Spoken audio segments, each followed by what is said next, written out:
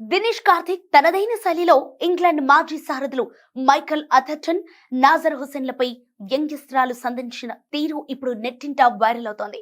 2025 champions trophy సమయంలో భారత తన మ్యాచ్లన్నీ దుబాయ్లోనే ఆడటం వల్ల రోహిత్ సేనకు అదనపు ప్రయోజనం కలిగిందని విమర్శించిన ఈ ఇద్దరు దిగ్గజాలకు 2026 టీ20 ప్రపంచ కప్లో పాకిస్తాన్ వైఫల్యాన్ని ఉదాహరణగా చూపుతూ కార్తిక్ దిమ్మ తిరిగి కౌంటర్ ఇచ్చారు. ప్రస్తుత ప్రపంచ కప్ లో పాకిస్తాన్ జట్టు కొలంబోలోనే మకాం వేసి అక్కడి పిచ్లపైని వరుసగా మ్యాచ్లాడిందని, ఇతర జట్లలాగా ప్రయాణాల ఒత్తిడి లేకుండా ఒకే హోటల్లో ఉంటూ అన్ని సౌకర్యాలు పొందిందని కార్తిక్ గుర్తు చేశారు. ఛాంపియన్స్ ట్రోఫీలో భారత్ విషయంలో మీరు చెప్పిన లాజిక్ ప్రకారం చూస్తే మరి ఈ టోర్నీలో పాకిస్తాన్ ఎందుకు రాణించలేకపోయిందని వారిని ప్రశ్నించారు.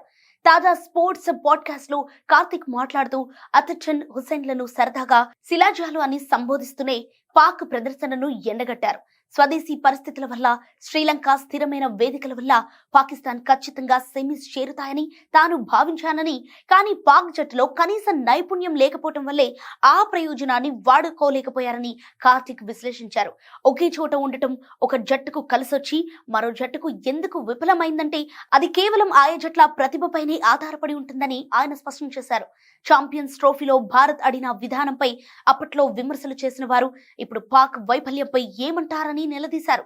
అంతకుముందు పాక్ కెప్టెన్ సల్మాన్ అలీ ఆగా కూడా తమకు వేదికల పరంగా ప్రయోజనం ఉందని అంగీకరించినప్పటికీ గెలవాలంటే భారత్ లాగా అద్భుతంగా ఆడాలని వ్యాఖ్యానించిన విషయాన్ని ఈ సందర్భంగా క్రికెట్ విశ్లేషకులు గుర్తు చేస్తున్నారు. అథర్టన్, హుసేన్ ఒకప్పుడు పాక్ ఆటను ఆకాశానికెత్తిన విషయాన్ని గుర్తు చేస్తూ ఇప్పుడు అదే జట్టు సెమీస్ రేస్ లో లేకుండా ఇంటికి వెళుతుంటే వారు ఏం సమాధానం చెబుతారని కార్తిక్ ప్రశ్నించారు. ఈ రోస్టర్ సెషన్ క్రికెట్ అభిమానులను విశేషంగా ఆకట్టుకుంటోంది.